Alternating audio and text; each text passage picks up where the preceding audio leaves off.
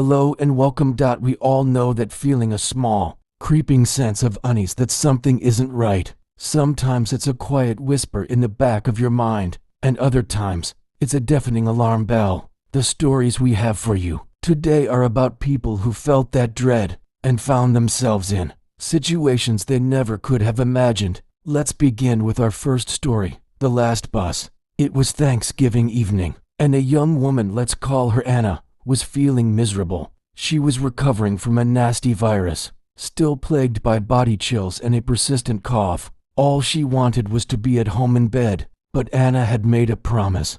Before she got sick, she'd agreed to check on her co-worker's cat. The co-worker was out of town, and the elderly feline needed daily medication. Anna lived in a big city and didn't own a car, so her plan was to use public transit. But she had another, more stubborn goal: determined to retrieve her tennis racket and bowling ball from her father's house.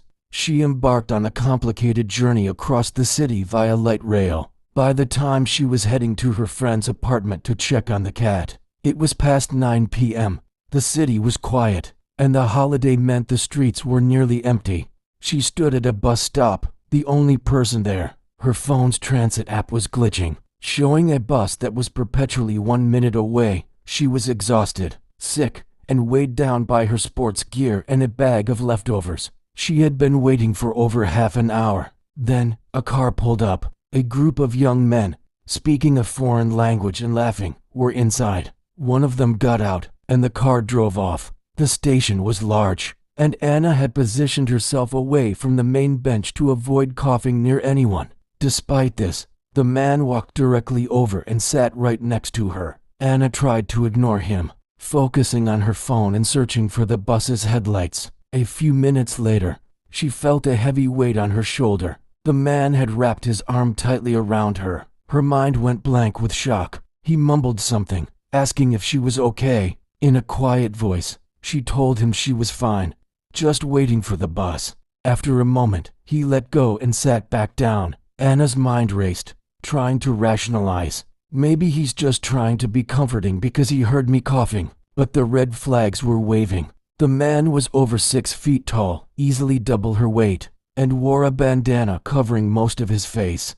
They were completely alone. She decided not to provoke him. A few minutes later, he did it again. This time, his arm around her was tighter, and he began stroking her back. Thankfully, she was wearing a thick winter coat. Then, she saw her bus approaching. Relief washed over her. She slipped out of his grip and muttered, "My bus is here." His response sent a new chill down her spine. He made it clear he was getting on the bus with her. Panicked, she boarded and remained standing, hoping he would be forced to take a seat because of his size. As the bus moved, she frantically texted a friend. She knew she couldn't lead this man to her friend's apartment. She had to go somewhere public, somewhere with people and security.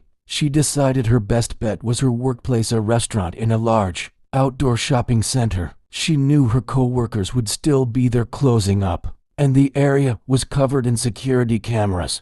When the bus reached her stop, the man got off right behind her. He immediately grabbed her shoulder again, forcing her to take small, awkward steps. She walked as calmly as she could toward the back employee entrance of the shopping center, her heart pounding. As they neared the entrance, a miracle, the door to the trash enclosure was propped open, and 2 of her co-workers were standing there, holding the main employee door open as they talked. It was her only chance. As the man's grip loosened slightly from walking, she wrenched herself free, sprinted past her startled co-workers, and gasped, "A man is following me. Shut the door." The door slammed shut. Not 2 seconds later, the handle began rattling violently, followed by loud, angry banging. It was her only chance. As the man's grip loosened slightly from walking, she wrenched herself free, sprinted past her startled co-workers, and gasped, "A man is following me. Shut the door."